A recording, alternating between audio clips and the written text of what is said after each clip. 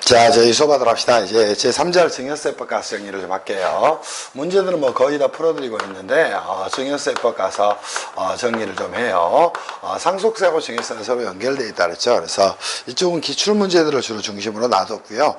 기본적인 원리들을 좀 잘 이해하는데, 초점을 두면서 공부를 좀 하기를 바랍니다. 자, 곧바로 이제 문제 1번으로 가서 정비를 좀 할게요. 자, 문제 1번 가서 정비를 한다면, 역시 상속세, 증여세법 관련된 다음에 물음에 답하세요. 여기서 이제 가장 중요한 건 상속세법도 물어봤고, 그죠? 증여세법도 물어봤어요. 근데 갑과 뭐는 정은 역시 뭐라는 거예요, 그죠? 우리나라 이제 세법에 따른 거주자라는 겁니다. 그리고 이제 중요한 내용이 뭘까요? 을과 병은 뭐가 된다가, 그죠? 비거주자가 된답니다. 자, 이 문제를 이제 끌어온 이유는 뭐 때문이에요, 그죠? 자, 우리가 이제 상속세 과세상을 잡을 때 이렇게 이제 잡습니다. 피상속인이 뭐라면, 그치? 피상속인이, 그치? 거주자인 경우하고, 비거주자인 경우에 납세무의 범위가 달라지죠. 그러면, 피상속인이 거주자라면, 납세무의 범위는 어떻게 되느냐. 이 문제를 이제 가지고 여러분들 문제를 좀 풀어가시면 되는 내용입니다. 당연히 뭐, 그죠? 국내 상속 계산은 물론이고, 그죠? 자, 어디? 국외 상속 계산에 대해서, 그죠? 국외 상속 재산에 대해서 뭐를, 그죠? 납세무를 부담을 하게 됩니다. 그리고 비거주자인 경우에는 어디? 그죠? 국내 상속 재산에 한해서만 재산 온리가 되는 거예요. 납세 의무를 부담을 하게 되는 겁니다. 이거를 가지고 이제 여러분이 공부를 좀 하고 가셔야 됩니다. 오케이? 그러면서 이제 사례에서 상속세와 증여세 연결 문제를 출제한 것이야. 물음 1 가시죠. 갑은 상속 개시 1인 2019년 1월 6일 부친 을로부터 국내 및 국외 소재 부동산과 미국 소재 은행에 미국의 관계 법령에 따라 실명이 확인해 을 명의의 계좌에는 50억 원의 예금을 상속을 받았답니다. 오케이? 그러면 이제 상속을 받은 문제 1번이에요. 자, 물음 1에 대한 내용으로 가면은 케이스를 별개로 줬다는 겁니다. 그치? 그러면 여기서 이제 여러분이 잡아내야 될 게 뭐 있나요? 자, 부친 을이라는 분이 역시 도대체 어떤 분인가? 이 부분을 먼저 잡으셔야 됩니다. 근데 피상속인이 되겠죠. 피상속인이 되게 되는, 그치? 피상속인이 되는 부친 을이라는 분이 뭐가 돼요? 당연히 비거주자였다는 겁니다. 오케이? 그러면, 그죠? 당연히 국내 상속계산에 한해서, 그죠? 상속세 납세무를 부담을 하게 되는 겁니다. 오케이? 그렇다면 이 비거주자 부친 을이, 그치? 가지고 있는 상속재산에 대해서, 그죠? 여러분들이 이제 포착을 좀 해보시면 될 것 같아요. 그럼 상속재산은 첫 번째 뭐가 있다? 그치? 자, 국내 부동산이 있고요. 그죠? 국내 부동산이 하나가 존재하고 또 하나 뭐가 존재하나요? 그죠? 국외 부동산이 하나 존재하게 됩니다. 또 하나 뭐 있어요? 그죠? 미국 소재 은행에 역시 국외 역시 은행에 있는 뭐가 존재하나? 예금이 역시 예금 역시 50억 원이 존재를 하게 된다는 겁니다. 이 이제 세 개가 역시 상속 재산이 되는 겁니다. 갑이 을의 상속 재산을 상속함에 있어서 상속세를 신고하기 위한 과세 대상의 범위에 대해서 첫 번째 정리를 좀 하시면 되겠죠. 그럼 과세 대상의 범위는 어떻게 되는 것이야? 그치? 국내에 있는 상속 재산만이 뭐가 된다? 그치? 상속 재산 뭐가 되는 거예요? 그치? only, 그치? 과세 대상 범위에 들어가는 겁니다. 그러면 여기서 이제 사례에서는 뭐만이? 그치? 국내 부동산만이 뭐가 된다? 그죠? 상속세 과세 대상이 된다. 이렇게 정비를 좀 해 놓으시면 되겠죠. 두 번째 이제 상속 계산가액에서 빼는 금액에 대해서 정리를 좀 해 놓으시면 되지 않을까요? 상속 재산가액에서, 그죠? 가액에서, 그죠? 빼는 금액, 즉 상속 공제 금액이죠. 여기서는 이제 뭐밖에 없을까요? 그죠? 당연히 역시 인적 공제 중에, 그죠? 기초 공제 얼마만 2억 원만씩 차감을 하면 되지 않을까 싶어요. 그죠? 자, 상속 공제에서 빼는 금액, 그지? 이렇게 이제 상속 계산가액에서 빼는 금액이니까 상속 공제는 되질 않겠네요. 오케이? 자, 뭐 한다? 그죠? 객관적으로 뭐하는, 그지? 인정되는 번째는 그죠? 채무만 뭐한다? 그지? 차감한다. 이렇게 정리를 좀 해놓으시면 될 것 같고, 세 번째 이제 상속 공제로 가서 정리할 부분은 그죠? 당연히 피상속인이 비거주하는 겁니다. 그러면 기초공제 얼마만 그죠? 자, 2억 원만 공제를 한다는 거예요. 그래서 기초공제 얼마만 하는 것이다. 2억 원만 공제를 하는 것이다. 역시 only 잡아놓으면 되겠죠. 그리고 이제 마지막으로 정리해야 될 내용이 뭐 있어요? 신고와 관련된 절차에 대해서 정리를 좀 하시라는 겁니다. 그죠? 신고 절차는 어떻게 된다? 상속 개시일이 속하는 달의 말일부터 그죠? 개시일이 그지? 속하는 뭐부터 그죠? 달의 말일부터 얼마내 그죠? 9월 이내에 뭐 한다? 상속세 신고를 해야 된다. 이렇게 이제 잡아놓게 이제 물음일에 대한 내용이 됩니다. 됐나? 자, 이렇게 정비를 좀 해놓으시면 될 것 같아요. 그리고 나서, 그치? 자, 물음 2는 이렇게 연결이 됐어요. 자, 보시죠. 피상속인 부친들은 비거주자고, 그죠? 자, 뭐 했다는 것이야? 상속을 국내에 있는 거주자가 받은 꼴이라면, 그치? 자, 뭐라면, 그죠? 자, 조금 더 한번 갈까요? 그치? 부친을이고 상속인이 누구였어요?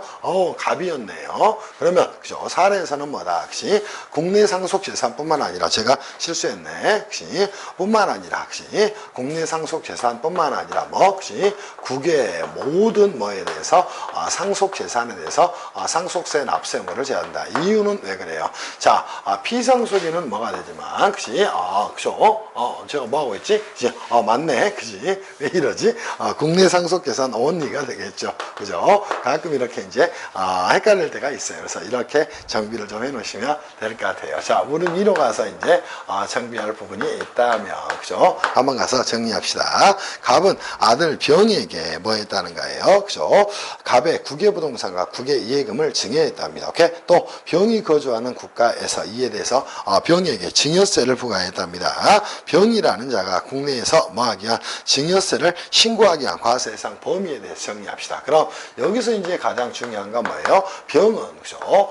비거주자라는 겁니다. 오케이? 그러면 병이라는 자는 혹시 비거주자니까 혹시 증여받은 재산에 대해서 그죠? 비거주자의 증여세 납세의무는 어떻게 되는 것이다. 그죠? 비거주자예요. 그리고 이자가 뭐가 됐다는가? 수증자가 됐다는 겁니다. 그러면 그죠? 증여세 납세의무는 어떻게 지는 것이다. 이걸 이제 정리를 좀 해 놓으셔야 될 거예요. 그죠? 자, 어디에 대해서만 국내 증여 재산에 대해서만 재산 only만 납세의무를 지게 되는 겁니다. 그러니까 문제가 나왔던 게 신고하기 위한 국내에서 병이 증여하기 위한 과세상의 범위, 그죠? 과세 대상은 뭐한다? 없다. 이렇게 정리를 해 놓으시면 되겠죠. 두 번째 이제 정리할 게 뭐 있어요? 증여재산 공제에 대한 내용도 적용될 여지가 없겠죠. 공제도 적용이 되지 않는다. 이렇게 정비를 좀 해 놓으시고요. 세 번째는 이제 정리할 게 신고 절차에 대한 부분도, 그죠? 신고 절차에 대한 부분도 적용될 여지가 없다. 이렇게 정비하면 되지 않겠어요? 그치? 그리고 이제 물음 3에서 그치? 이 내용만 물어보기 뭐 하니까요? 기본 문제를 가지고 출제를 했죠. 자, 물음 3 한번 갑시다. 갑의 딸인 정입니다. 그치? 갑이라는 자가 있고요. 여기에 자녀가 있다는 겁니다. 오케이? 그죠? 딸입니다. 그치? 누가 존재합니까? 정이라는 자가 존재를 하게 됩니다. 근데 이 친구는 얼마예요? 25세라는 겁니다. 오케이? 그리고 일정한 뭐가 없어요. 그죠? 일정한 수입이 없다는 겁니다. 오케이? 그러면 일정 수입이 없다면 이자는 과연 뭐가 될 것인가? 이제 이거를 여러분이 좀 정리를 좀 해보셔야 됩니다. 근데 첫 번째 2019년 1월 10일 10억 원에 상당하는 국내 부동산을 정명의로 취득을 했다는 겁니다. 이 정이라는 자가 뭐였다? 10억에 상당하는, 그죠? 상당하는 뭐랬다? 국내 재산을 뭐 했다는가?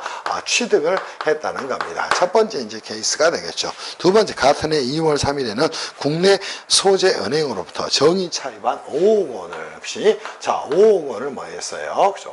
5억 원의 금융채무를 뭐 했다는 것이야. 그죠? 금융채무를 상환을 했다는 겁니다. 이제 세 번째 가야 될 내용이 뭐 있나요? 같은 해 3월 2일 국내 소재 은행의 금융 그죠? 실명가림 및 비밀 보장에 관한 법률 규정에 따라서 실명유학인데 정명의의 예금이 또 얼마가 있다는 거야? 4억 원이 있다는 겁니다. 이때 이제 문제가 문제가 될 만한 내용이 이 두 개입니다. 자, 뭐가 됐을까? 얘는, 그죠? 재산 취득자금이 되는 겁니다. 그치? 두 번째는 뭐가 있을까요? 그죠? 여기는, 채무 상환자금이 될 겁니다. 그치? 자, 채무 상환자금이 존재하게 됩니다. 자, 이 금액에 대해서 뭐 할까요? 그죠? 당연히, 그치? 증여 추정 규정이 작동할 수 있다. 이렇게 이제 여러분들이 정비를 좀 해 놓으시면 되겠죠. 그죠? 증여 추정 규정이 적용이 된다는 겁니다. 그러니까 뭐예요? 그죠? 증여가 아니라는 사실을, 그치? 자, 증명하지 못하면 당연히 뭐 한다? 그죠? 정응, 그죠? 증여세, 납세물을 부담을 하게 된다. 이렇게 여러분이 잡아 놓으시기를 바랍니다. 이 내용이 뭐가 돼요? 물음 3에 있는 내용이 됩니다. 즉, 재산 취득자금도 채무 상환 자금에 대한 증여 추정 규정이 작동이 된다는 거예요. 무슨 말씀인지 이해할 수 있겠지. 물론 이 예금 4억 원에 대해서는 혹시 논란이 좀 생길 수는 있습니다. 그치? 그래서 이 부분은 약간은 퀘스천을 봐야 됩니다. 왜냐하면 재산 취득자금이라고 보기는 좀 힘들고요. 그죠? 이거는 이제 예금이기 때문에 이거는 그죠? 증여세가 과세가 될 것인가 과세가 되지 않을 것인가는 다툼의 소지가 꽤 있을 수 있어요. 그래서 이 두 개를 가지고 여러분이 잡아 놓으시면 좋을 것 같아요. 그래서 재산 취득자금도 채무 상환자금에 대한 증여 추정 규정이 작동한다. 이 정도 정리하시면 충분히 정리가 되지 않을까 싶어요. 그죠? 자, 됐습니다. 그리고 2번 문제도 이제 똑같은 문제야. 그래서 2번 문제도 여러분들이 이 문제를 풀 때 역시 방금 설명드렸던 재산 취득자금도 채무 상환자금에 대한 증여 추정 규정을 가지고 여러분들이 좀 이해를 해 놓으시면 될 것 같아요. 문제 2번 가서 한번 쭉쭉쭉 한번 가봅시다.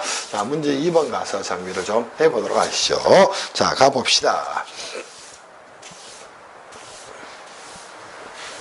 문제 2번 한번 보세요. 전체 읽어보세요. 그죠? 그러면서 이제 문제 2번입니다. 자, 보시죠. 문제 2번에서 이제 여러분이 다뤄야 될 게 무엇인가. 혹시 당연히 뭐 간단하게 자료 요약을 해주면 좋겠죠? 그래서 이렇게 이제 여러분이 정비를 좀 해 나가시면 되지 않을까 싶어요. 자, 처음 갑시다. 거주자 A는 투기지역 소재 부동산을 2억 원에 취득했답니다. 동부동산을 담보로 해서 2억 원을 차입을 했답니다. 거주자 A는 차입금 2억 원을 인수하는 조건으로 부동산을 아들인 B씨에게 2018년 11월 언제 5일에 증여했답니다. 동부동산의 증여일 현재 시가는 얼마? 5억 원이며 필요용비는 취득가액을 제외하고는 없다고 가정을 하겠습니다. 자, 이때 이제 자료를 가지고 여러분이 정리를 좀 하기를 바래요. 자, 거주자 이제 A라는 자가 존재를 했답니다. 거주자 A라는 자가 이렇게 이제 거래를 했겠죠. 자, 누구로부터 혹시? 자, 국내 소재 부동산을 자, 2억 원에 취득했답니다. 부동산 얼마짜리를 역시 2억에 취득을 했어요. 그죠? 취득을 하고 나서 뭐 했답니까? 이거를 담보로 해서 역시 2억 원을 뭐 했대요? 2억 원을 역시 차입을 했다는 겁니다. 오케이? 그리고 나서 이 A라는 자는 역시 자, 뭐 했어요? 그죠? 자, 누구에게 그죠? 자녀에게 이제 이거를 증여를 했겠죠? 그러면서 이제 채무 부담, 그지? 이 2억 원의 차입금이죠. 채무입니다. 채무 인수 조건의 증여를 할 확률이 굉장히 많겠네요. 그러면 그죠? 부동산을 아들인 B씨에게 거주자 A의 아들 역시 B라는 친구가 존재합니다. B에게 역시 2018년 11월 5일에 역시 자, 그죠? 이렇게 정리한다면 2018점, 그죠? 언제?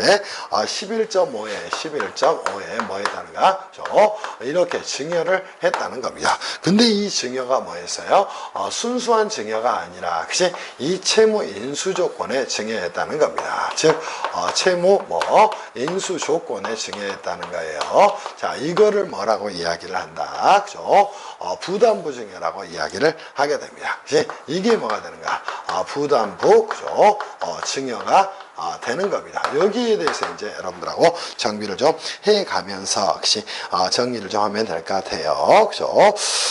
자, 이렇게 이제 했답니다. 그때 이제 증여재산가액은 얼마다. 이 부동산의 뭐는, 그죠? 시가는 얼마다. 5억 원이다. 이렇게 가정을 좀 하면서 논의가 전개가 되겠죠. 그러면 이거는 양도소득세와 증여세에 대한 복합 문제라고 이야기할 수 있겠죠. 그래서 이런 문제가 꽤 많이 나옵니다. 물음 1 가서 정리합시다. 이 사안에서 발생할 수 있는 증여세 법률 관계를 설명하라. 이렇게 정리를 좀 했네요.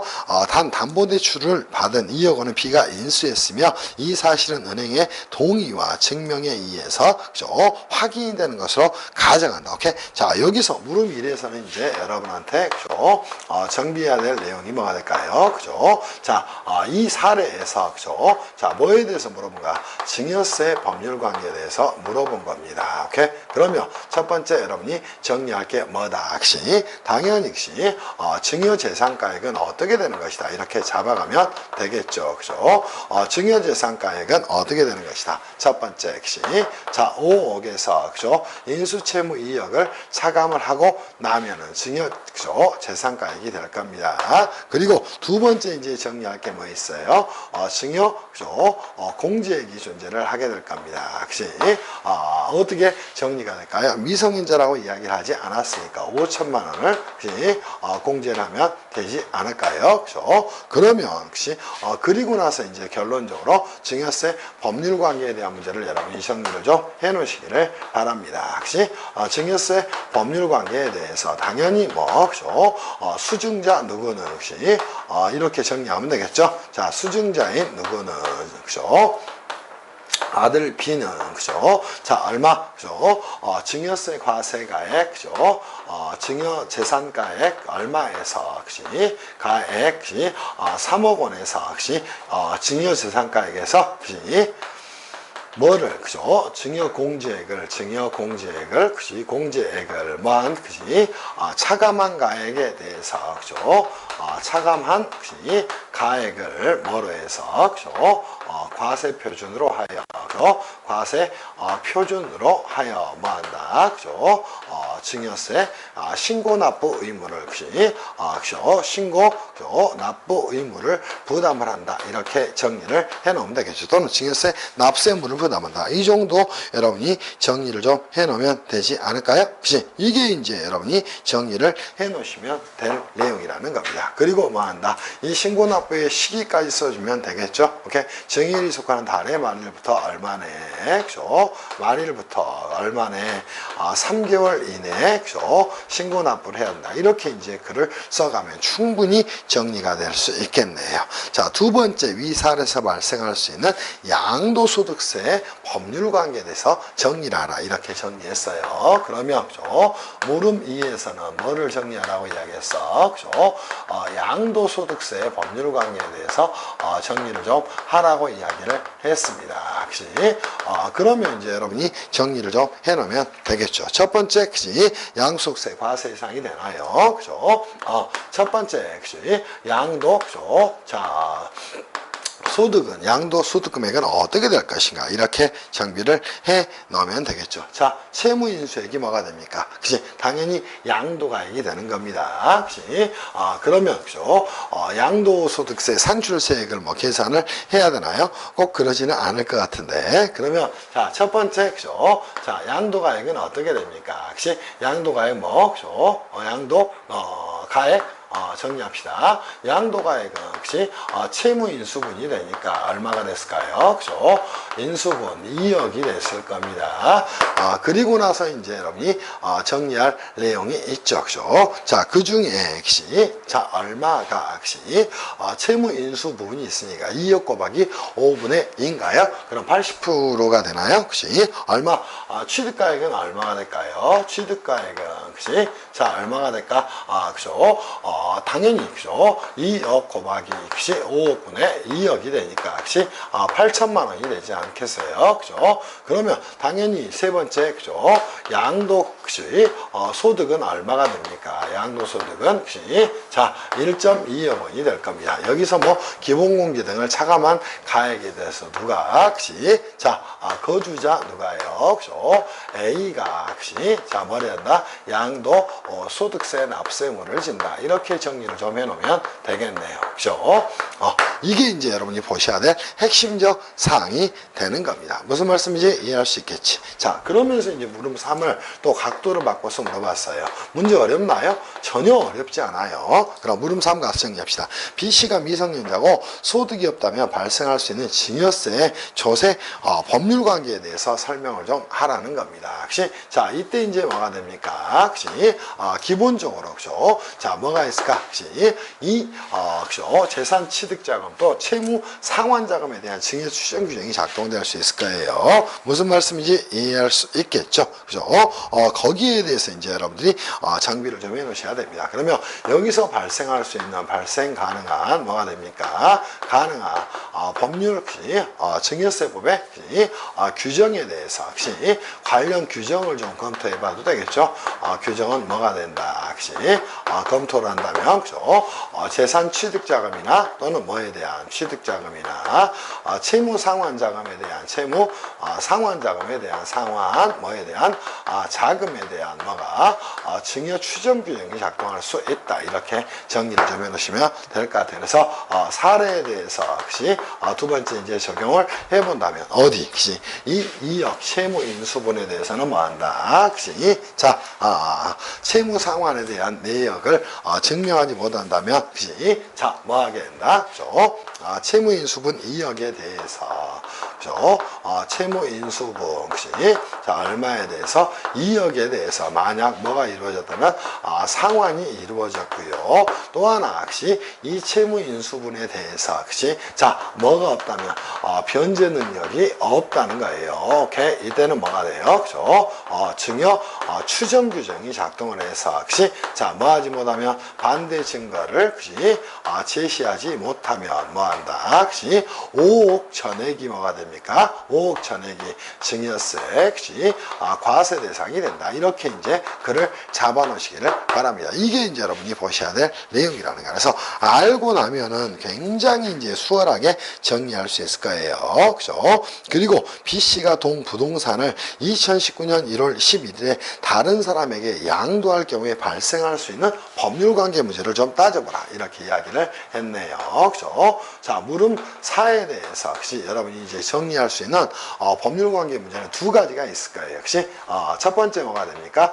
법률관계에 대한 내용에서 여러분들이 정비할 내용은 그죠?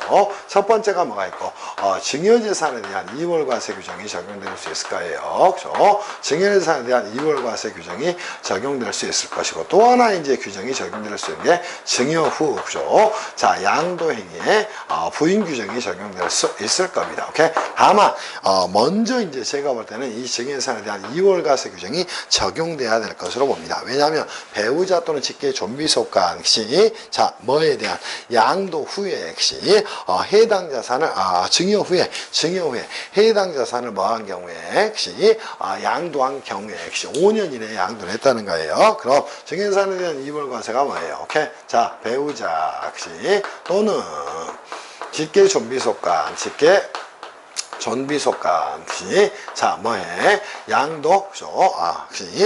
증여 후 증여가 있었고 그죠? 두 번째 그죠? 증여일부터 얼마네?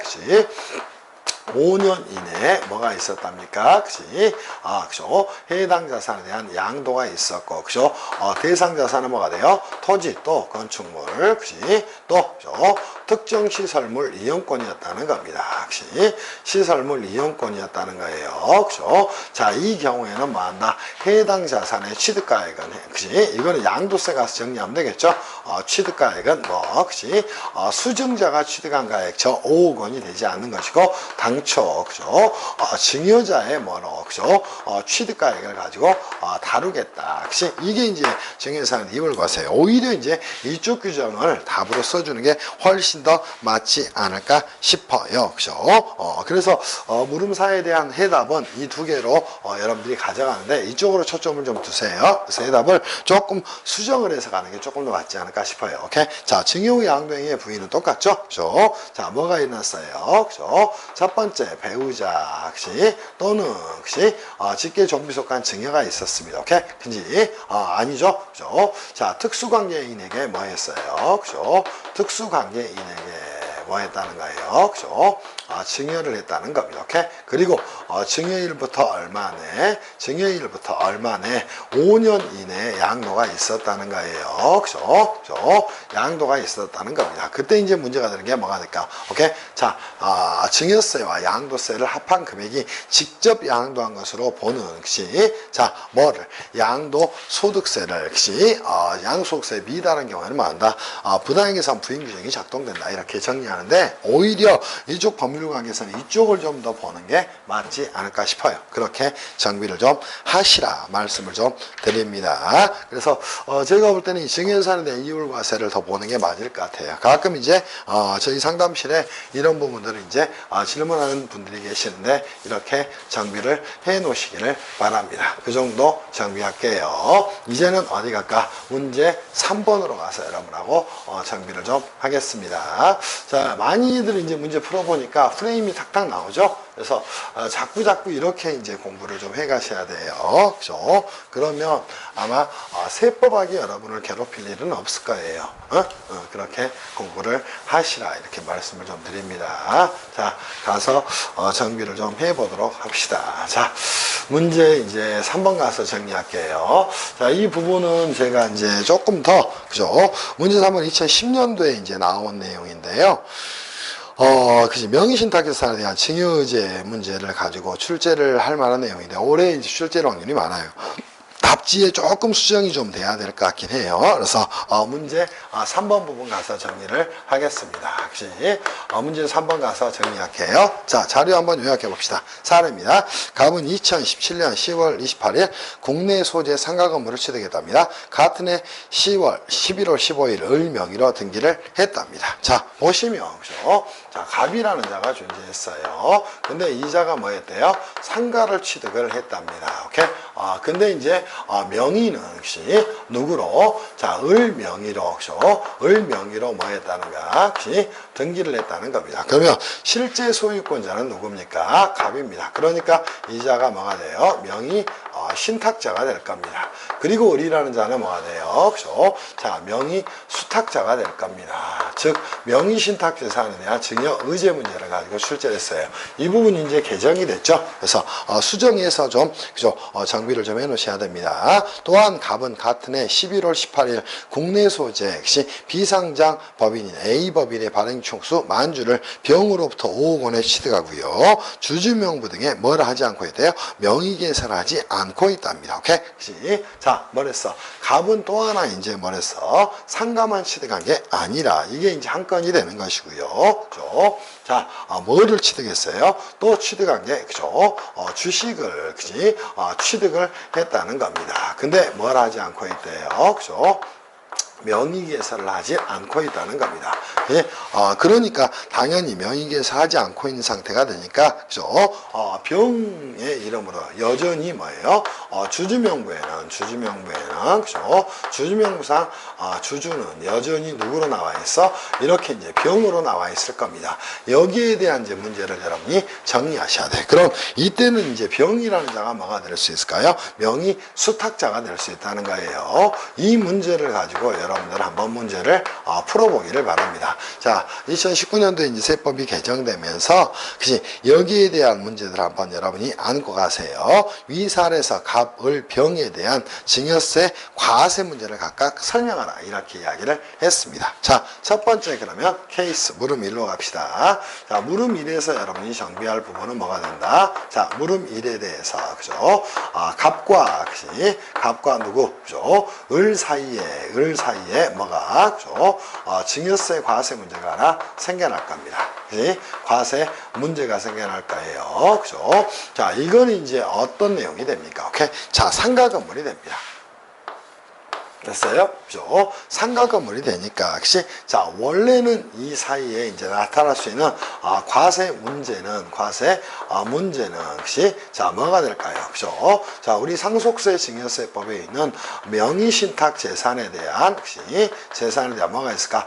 증여 의제 규정이 존재를 하게 될 겁니다. 오케이? 자, 그런데 이 명의신탁 재산의 증여 의제에서, 그치? 자, 뭐는 적용이 배제됩니까? 그죠? 적용이 배제되는 건 당연히 뭐 토지나 그치 건물은 그치 자 적용이 배제됩니다. 그러면 갑과 을 사이에 뭐는 그치 과세 문제는 발생하지 않고요. 적용의 효과로 가서 정리한다면 그죠? 자 이때는 뭐는 발생하지 않고 그죠? 자 명의신탁 재산에 대한 증여 의제 문제에서 과세 문제는 발생하지 않고 그죠? 대신 그치 부동산 실명법 적용에 따른 실명법 위반에 따른 위반에 따른 뭐가 자 그죠 과태료 등이 뭐가 될 수 있다 부과될 수 있다 이렇게 이제 여러분이 잡아 놓으시면 될 것 같아요. 오케이?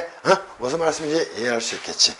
이렇게 정비를 좀 하라는 겁니다. 무슨 말씀인지 이해할 수 있겠어요? 자, 두 번째 이제 여러분이 정리할 내용입니다. 자, 갑과 병 사이에 그죠? 병 사이에 뭐가 증여세 과세 문제가 좀 생겨날 수 있을 거예요. 그죠? 과세 문제가 생겨날 수 있을 겁니다. 그지? 그럼 첫 번째 이제 여러분이 따져야 될 게 뭐다 똑같습니다. 그지? 자, 명의신탁 재산에 대한 증여의제 문제가 과세 문제로 불가 나올 겁니다. 그럼 과세 문제는 뭐가 한다? 명의신탁 재산에 대한 그죠? 신탁, 그죠? 재산에 대한 뭐가 증여 의제 문제가 생겨나게 됩니다. 자, 이때 이제 답안지를 좀 수정을 좀 해주셔도 괜찮습니다. 자, 이때 보세요. 이 명의신탁 재산에 대해서, 그죠? 증여세 납세 의무자는 과연 누가 될 것이냐. 이 부분을, 그죠? 정비하셔야 됩니다. 그지? 자, 이거는, 그죠? 당연히 뭐가 되니까? 주식입니다. 그지? 그러니까 뭐가 돼요? 이거는 주식 명의신탁이 될 것이고, 그죠? 자, 얘는 뭐가 됐어요? 부동산의 명의신탁이 됐다는 거예요. 그러면 보시죠. 자, 주식 명의신탁에서 증여세 납세 의무자는 뭐가 됩니까? 해당 자산에 이거 메모해 놓으세요. 그죠? 그래서 답을 이렇게 좀 수정해 주세요. 해당 자산에 뭐가 된다? 실제 소유자가 된다. 이렇게 정비를 해 놓으시기를 바랍니다. 무슨 말씀인지 이해할 수 있겠지. 그러면, 그죠? 자, 해당 자산의 실제 소유자인 갑이 증여세 납세 의무를 진다는 겁니다. 이렇게 답안을 좀 수정해 주세요. 그죠? 그리고, 자, 명의 수탁자인 누구는, 혹시, 명의 수탁자인 누구는, 수탁자인 자가 존재하죠? 자, 병이라는 자가 존재했어요. 이 친구는 뭐예요? 연대납세무는 지지 않고 당연히 뭐한다? 상속증여세법상 그치? 물적 납세 의무를 부담한다. 이렇게 여러분들이 정비를 좀 해놓으시기를 바랍니다. 이게 이제 여러분이 보셔야 될 내용이 되는 겁니다. 무슨 말씀인지 아시겠어요? 그래서 증여세 납세 의무자는 뭐가 되는 것이고, 그죠?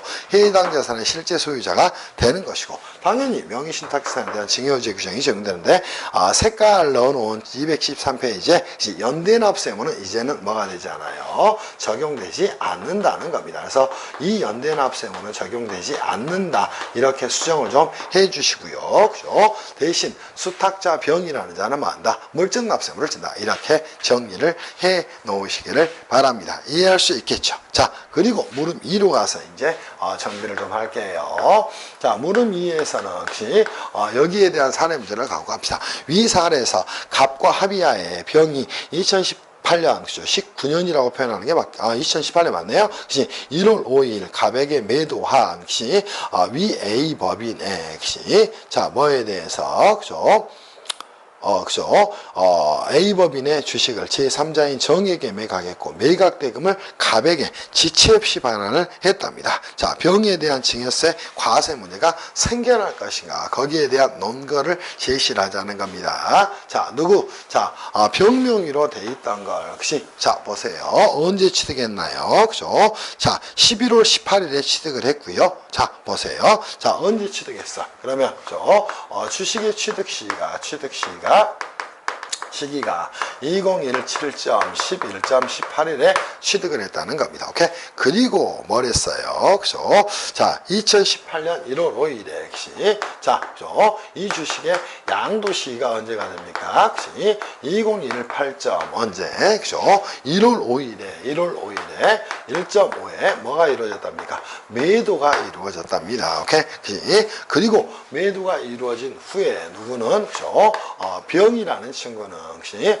병은 뭐였다는가? 매각대금을, 그치? 곧바로 누구에게? 갑에게, 그치? 자, 뭐 했다는 것이야? 반환을 했다는 겁니다. 그치? 이때 이제 나타날 수 있는 증여세, 과세 문제에 대해서 한번 정리를 해보세요. 자, 보시죠. 이 둘의 기간이 언제가 됩니까? 11월 30일, 그치? 그러면 12월, 1월, 2월, 그치? 자, 해당 자산에 대해서, 그죠? 자, 뭐가 된다면, 그죠? 그죠? 증여세가 과연, 그치? 증여세법에, 그치? 과연, 명의신탁 재산에 대한, 그죠? 명의신탁 재산에 대한, 그죠? 증여의제 규정이, 그치? 규정이 적용될 것이냐? 여기에 대한 문제가, 그치? 문제가 됩니다. 적용이 안 되겠죠? 이유는 무엇 때문이다. 이렇게 잡아가시기를 바래요. 그죠? 당연히 뭐가 이루어졌어요? 그죠? 적용되지 않는다는가? 이유는 무엇 때문이다. 그치? 자, 이렇게 명의신탁이 돼 있었으나, 그죠? 당연히 증여세, 그죠? 신고 기한 이내에, 그치? 자, 기한 이내에 뭐가 됐다는 것이야, 그치? 자, 뭐가 됩니까? 명의신탁 재산에 대한 증여세 납세무가 적용이 될 것이냐? 이 부분을 한번 정리해 봅시다. 자, 증여의제 규정이 적용이 될까요? 그죠? 자, 이때는, 그치? 자, 뭐랬나요? 당연히 뭐가 된다? 적용이 되겠죠. 그죠? 그리고 나서, 그치? 당초에 이제 이 얼마에 대해서, 그죠? 자, 뭐를, 주식처분대금을 반환을 했을 겁니다. 적용이 되지만, 그치? 자, 뭐 한다? 그죠? 납세 의무는, 그죠? 자, 없다. 이렇게 정리하셔야 됩니다. 이유는 언제까지? 증여세 신고 기한 이내에, 그죠? 신고 기한 이내에, 그치? 자, 뭐가 이루어진 것이야? 실질적, 그치? 반환이 이루어진 거하고 효과가 똑같기 때문입니다. 이렇게 정비를 하시면 충분히 이 문제에 대한 정리가 되지 않을까 싶어요. 그죠? 그래서 사례를 읽어보시면, 그치? 이 정도 여러분이 이제 정리를 해 놓으시면 될 것 같아요. 그래서 이 정도 정리를 좀 합시다. 그리고 조세의 피목적이 있는 경우에 상속세 증여세법상 수증자 병은 증여세 납세물을 지냐? 전혀. 그죠? 자, 병이라는 자는, 그죠? 여러분 교재 다시 한번 수행해 주세요. 273페이지입니다. 페이지 273이에요. 병은 뭐가 됐을 뿐이야? 실질적으로 명의 수탁자가 됐을 뿐이라는 겁니다. 오케이? 그러니까, 그치? 자, 물적 납세무는 부담을 할 수 있지만, 물적 납세무는 부담을 할 수 있지만, 납세 의무는 부담을 할 수 있지만, 그치? 자, 뭐 한다? 본래의 납세무는 지질 않는다. 이렇게 정리를 해 놓으세요. 그래서, 이 정도로 정리를 하겠습니다. 이 문제는 해설을 좀 수정을 해서 종호표를 통해서 좀 올려드리도록 하겠습니다. 그러도록 할게요. 그리고 이제 4번 문제가 뭐 나쁘지 않은 문제예요. 그죠? 4번 문제도 뭐 나쁘지 않은 문제입니다. 그래서 4번 문제 한번, 그죠? 4, 5, 6, 그죠? 7번 문제가 있는데 4번 문제는 한번 먼저 풀어보고요. 그죠? 한판 쉬었다가, 그지? 나머지 문제를 좀 풀도록 하겠습니다. 4번 문제 한번 가봅시다. 4번 문제 천천히 한번 읽어보세요. 이 문제는 뭐예요? 저가, 고가 뭐예요? 양수, 그지? 저가 양도에 대한 내용입니다. 그래서 증여세 과세 문제를 케이스별로 이제 나눠서 여러분한테 문제를 출제한 거예요. 그래서 여러분들한테 이제 증여세법에 이제 공부를 하면서 증여 예시 규정에 대한 수많은 규정이 있을 거예요. 나머지 규정들은 출제될 가능성이 거의 없습니다. 그래서 기본이 되는 문제들을 가지고 정비를 좀 하셨으면 좋겠다, 이런 생각이 좀 들어요. 꼭 그렇게 좀 공부를 해 나가셨으면 좋겠습니다. 이제는 여러분하고 어디 갈 거냐면, 자, 보시죠. 그죠? 문제 4번을 가서 좀 정리를 좀 하겠습니다. 자, 이 4번 문제는 실질적으로 뭐예요? 그죠? 자, 4번 문제에서 가장 중요한 내용은 1번하고 3번입니다. 그래서 1번, 3번을 중심으로 이제 정리를 좀 하도록 합시다. 혹시 문제 4번입니다. 그죠? 자, 자료를 요약해보면 어려운 내용은 아니죠. 갑은 2019년 7월 1일 한국거래소에 상장되지 않은 비상장법인의 주식을 을과 병에게 다음과 같이 양도를 했답니다. 그러면 자, 첫 번째 이제 자료를 요약한다면 이 내용이 될 거예요. 그죠? 자료를 요약을 한다면, 그죠? 요약을 한다면, 혹시, 첫 번째 이제 케이스 1입니다. 자, 사례 1에서는, 첫 번째 사례입니다. 사례 1에서 이제 여러분이 적용을 할 내용은 뭐가 됐어요? 그죠? 당연히 이제 양도인은 뭐가 됐어? 갑이 됐습니다. 오케이? 그리고 이제 양수인 입장에서는, 혹시, 양도인, 사례 1에서는 그럼 뭐가 됐어요? 양수 대가, 혹시, 시가가 얼마인데? 12억인데, 혹시, 자, 뭐 했어? 갑이라는 친구가 저가 양도를 했다는 겁니다. 혹시, 이 케이스가 이제 됐네요. 누구한테 저가 양도를 한 거예요? 그죠? 자, 을에게 이제, 저가 양도를 한 겁니다. 자, 그러면서 케이스를 한번 가져가서 여러분하고 정비해 보면 되겠죠? 자, 시가가 얼마인데, 그죠? 이렇게 양도가는 얼마예요? 양도가는 혹시 양도가액은 8억 원입니다. 그런데 시가는 얼마였어요? 그죠? 시가는 혹시 12억 원이었다는 겁니다. 그지? 이거를 이제 잡고 가셔야 되겠죠. 그지? 그러면서 이제 이 부분을 여러분이 먼저 정비를 해야 될 내용이 됩니다. 두 번째 이제 사례 2에서는 보시죠. 사례 2에서 이제 정리할 부분은 갑은 누구한테 양도했나요? 그죠? 자, 보시죠. 병이라는 친구한테 양도를 하게 됩니다. 그치? 자, 어떻게 양도를 했나요? 그죠? 시가 얼마짜리를, 그치? 시가, 그치? 8억짜리를. 시가 8억짜리를 뭐랬어? 그죠? 얼마에? 그치? 12억 원에 양도를 했답니다. 그럼 양도가액은 얼마가 됐어요? 이렇게 양도했습니다. 그럼 양도가액은 얼마? 그죠? 12억 원입니다. 오케이? 근데 시가는 얼마였어요? 그죠? 8억 원이었다는 겁니다. 그럼 사례에서 다루고 있는 내용은 뭐가 되나? 그치? 저가 양도가 될 겁니다. 두 번째는 이제 뭐가 될까요? 그죠? 고가 양도가 될 겁니다. 이때 이제 뭐가 생겨날 수 있을까요? 오케이? 혹시 저가 양수 또는 고가 양도에 따른 혹시 이게 증여에 관해서 설명을 하라 이렇게 설명을 드렸죠. 그럼 저가 양도를 했다면 혹시 뭐 했어? 저가 양수를 했을 것이고 혹시 고가 양도를 했다면 고가 양수를 했을 거예요. 그죠? 이 부분에 대해서 이제 여러분이 정비를 좀 해 놓으시면 될 것 같아요. 그러면 그죠? 자, 우리 상속세 증여세법에서는 어떤 규정을 두고 있나요? 모름 1에 대한 내용입니다. 그치? 첫 번째 정리할 내용이 그죠? 자, 뭐가 있어? 특수관계인 간의 저가 양수, 고가 양도인 경우하고 그죠? 두 개로 나누면 되겠죠? 특수관계인 간, 그치? 특수관계인, 그죠? 간에 뭐가 있는 경우, 그죠? 양도가 있는 경우, 이 케이스 하나 정리하시고, 그죠? 특수관계인 외자의 경우에, 그치? 외의자 간에, 그치? 뭐에 대해서, 양도에 대해서 좀 정리를 해 놓으셔야 돼. 그럼, 특수관계인 간 양도에 대해서는 어떻게 정리하고 있는 것이야? 그치? 당연히 증여재산가액은 어떻게 됩니까? 그죠? 자, 시가와 거래가액의 차익이 되겠죠? 그죠? 증여재산가액은 어떻게 된다? 시가와의, 그치? 차액에서, 그치? 미니멈, 그죠? 자, 얼마? 시가의, 그죠? 30%나, 그치? 3억 원 중, 적은 금액을 차감한 가액이 뭐 한다? 증여재산가액이 되는 거죠. 오케이? 자, 특수관계인 외자였다면, 그죠? 증여재산가액은 어떻게 됩니까? 재산가액은, 그치? 자, 시가와의 차액에 대해서, 그죠? 차액에서 얼마를 차감한 값이야? 그냥 3억 원을 차감한 값이 뭐 간다? 증여재산가액이 된다는 겁니다. 이게 이제 여러분이 정리해야 될 이론 내용이 되는 겁니다. 그리고 이것들은 이제 응용하면 사실은 끝날 내용이에요. 그래서 물음 2번으로 가서 이제 여러분하고 문제를 한번 풀어본다면, 혹시, 자, 첫 번째 이제, 특수관계에 있는 경우에 대한 부분을 먼저, 정리를 좀 해보시면 되겠죠. 그래서 물음 2번에서는 뭐라고 물어봤나요? 갑을 또 갑변관에 특수관계가 있는 경우와 없는 경우로 구분해서 증여예산가액을 계산하라. 그럼 첫 번째 특수관계가 그죠? 있는 경우다. 이렇게 정리를 해 놓으시면 되겠지. 첫 번째 뭐가 됩니까? 항상 이걸 볼 때는 증여세 납세의무자에 대해서 먼저 정리하셔야 됩니다. 그때 가장 중요한 내용이에요. 증여세 납세 의무자는 혹시 의무자는 뭐가 될까? 혹시 갑과 알 간의 거래에 대해서 이제 한번 정리를 좀 해보세요. 그죠?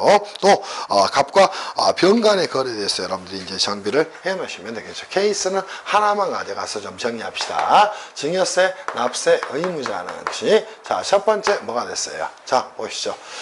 시가 얼마짜리를 12억짜리를 8억 원에 양도했으니까 그지? 자, 보세요. 누가 누구에게 증여한 거예요? 을이 그지? 자, 그죠? 갑이 누구에게 그지? 갑이 누구에게 뭐 한 것이야? 12억 원짜리를 시가 12억 원짜리 이렇게 준 거예요. 자, 12억짜리를 이렇게 준 것이고 대가는 얼마만 받았어? 그치? 자, 양도가액으로 대금은 8억밖에 안 받았어. 그럼 증여자는 이때 누가 됐어? 그치? 당연히 그치? 갑이 됐다는 겁니다. 그리고 수증자는 누가 됐어요? 그죠? 을이 됐을 거다 그 말입니다. 무슨 말씀인지 이해할 수 있겠지. 그럼 이때는 뭐가 됐다? 수증자가 됐다는 거예요. 그럼 증여세 납세의무자는 사례 1에서는 누가 되는 겁니까? 오케이? 자, 당연히 그치? 수증자 을이 되는 것이다. 이렇게 정리하면 되겠죠. 두 번째, 그죠?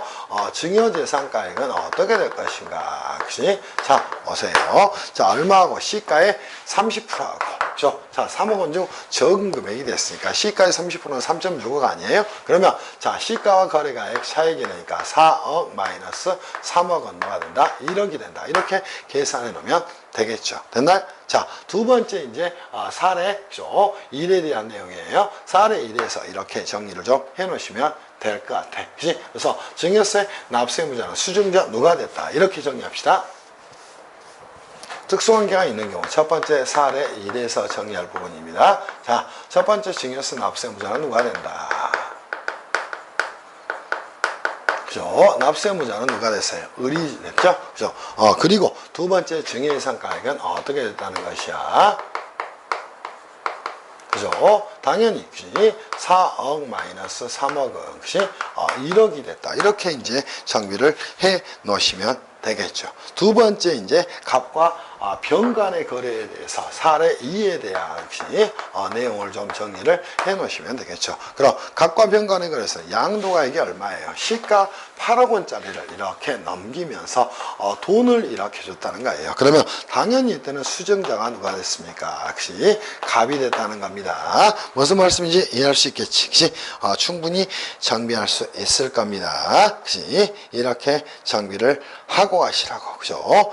정리를 좀 해봅시다. 그럼 사례 2에서는 증여세 납세의무자는 누가 됩니까? 당연히 수증자가 되겠죠. 납세 의무자는.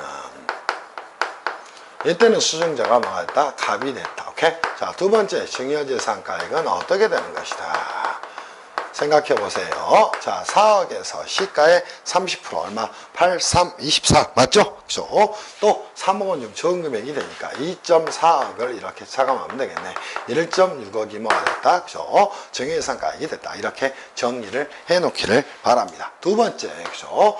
특수관계가 뭐였어요? 그죠? 관계가 혹시 없는 경우에 대한 부분을 정비를 좀 해 놓으시면 되겠죠. 똑같네요. 그죠? 자, 사례 1입니다. 또 사례 2에 대해서 정리하시면 되겠죠. 당연히 증여세 납세의무자는 이때 누가 돼? 을. 오케이? 그럼 후다닥 가면 되겠네. 증여세 납세 의무자는 수증자이 누가 된다. 그죠? 을이 된다.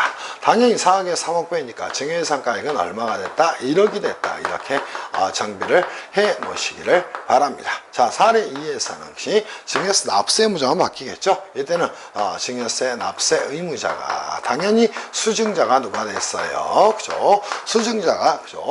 갑이 됐다는 겁니다. 그리고 증여재산가액은 얼마가 됐다? 재산가액은 혹시 1억이 됐다. 이렇게 정비해 놓으면 끝날 내용이 되겠네. 이게 이제 여러분이 정리를 해놔야 될 내용이라는 겁니다. 왜? 특수관계가 있는 경우에 증여유상가액은 이렇게 정리하는가? 시가와 거래가액 차익에서 미니멈 이게 작동이 되는 겁니다. 그러나 특수관계 차관 양도와 특수관계 외의 차관 양도라는 겁니다. 이때는 3억 원만 차감하면 되니까 이렇게 정리를 좀 해놓으시기를 바랍니다. 그리고 물음 3이 굉장히 중요한 내용이에요. 위 양수도 고려해서 이중과세 문제가 발생할 수 있는지 여부를 검토하고, 그죠? 자, 이를 조정하기 위한 세법 규정을 설명하라. 이렇게 이야기를 했네요. 자, 우리가 이제 이 규정을 두고 있죠. 자, 보세요. 그죠? 자, 누구에게? 굉장히 중요한 개념이에요. 수증자에게. 그죠? 자, 법인세법에 따른 뭐가? 법인세법에 따른 법인세. 또 뭐에 따른? 소득세법에 따른 뭐가? 그죠? 소득세가 뭐가 됩니까? 그죠? 과세가 되게 됩니다. 오케이? 그러면 이 수증자에게는 뭐를? 원칙적으로, 그죠? 원칙적으로 뭐를 과세하지 않는다. 그죠?